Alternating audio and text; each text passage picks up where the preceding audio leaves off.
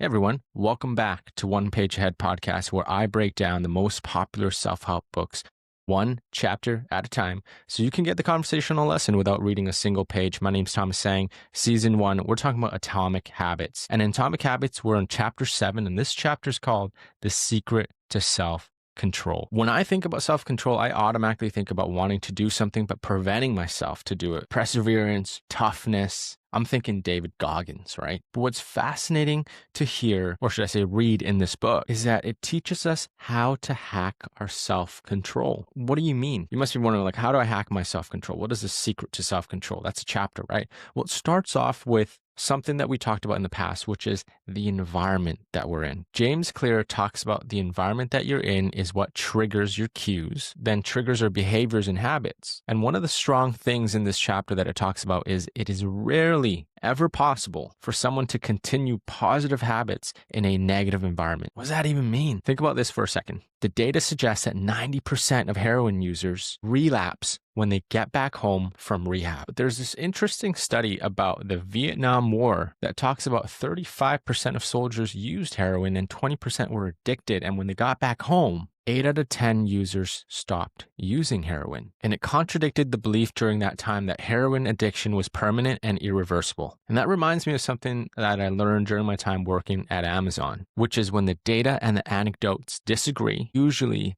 the anecdotes are correct. And that also means usually we're measuring the wrong things. So in this case, the data was correct. There were 20% addicts coming back home, but they were measuring the wrong thing about addiction, which was looking at the chemical dependency and not the contextual pieces like the environment cues. And anecdotally, I would almost argue that the soldiers were sharing verbally that they used heroin because of the physical and environment stress that they were put in, which were probably eliminated when they got back home. Not saying that PTSD isn't a real thing, but 8 out of 10 users stopped using when they got back home, which contradicted with all the studies during that time. I know you're waiting to hear this. When we fail in our goals, most of the time we're measuring the wrong thing, our self-weakness in self-control and behavior, which is what is talked about in this book. And it is culturally, we're taught that disciplines solve all problems. We now know in chapter 1, we talked about the systems that we build today. In chapter 6, the environment that we're put in with the relationships to the objects within environment is a key component to our behaviors and our habits. And we know that to be true. If we put ourselves in less tempting situations,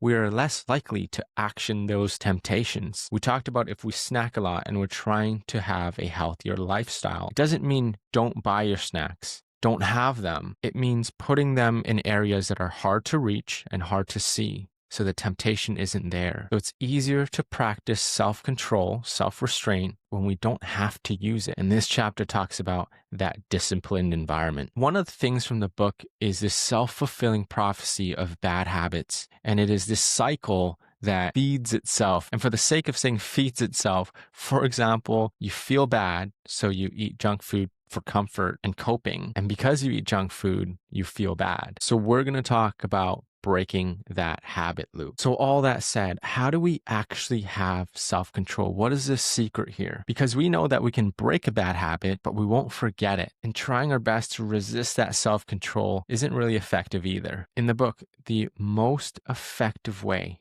to break a bad habit is to reduce the exposure to the cue that triggers you towards it, looping in all the 6 chapters, including the 7th one that we've learned so far. For example, if you're spending too much money on electronics, tech gear, toys, stop reading and stop seeing, listening, watching reviews, gadget reviews, Reddit forums that you follow. If you're wasting too much time watching TV or playing games, move your TV out of the bedroom or unplug your console.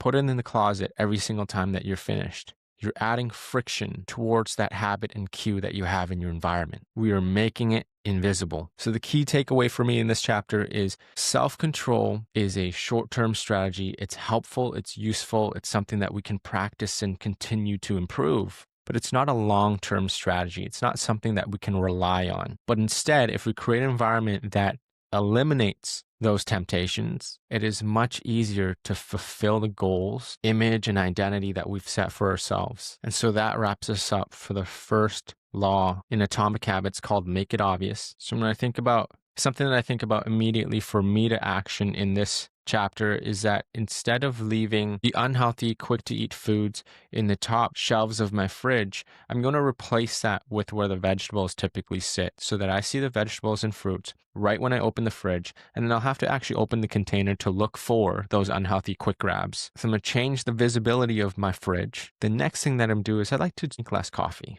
So I'm going to move my coffee espresso maker into my office so it's not next to the tap where it's easily accessible to water because I have to fill it up quite often. Heck, now I'm thinking that's probably a bad idea because it's right next to me. I'll move it further away from water, which is further away from the tap. It'll still be in the living room, but I think that's going to work. It's creating some friction in space and changing the environment a little bit and my relationship to that part of my kitchen. So those are the things I'm going to work on, but I hope you enjoyed chapter 7, which is called The Secret to Self-Control. If you learned something new, if you found it interesting, hit that like button, subscribe and follow my journey, learn with me as well, because we're heading into chapter 8, which is the second law, which we're going to break down, and you're not going to want to miss this one because I'm looking at it right now, and it's called How to Make a Habit Irresistible. My name's Thomas Sang. Thank you for tuning in, and I'll catch you in the next one.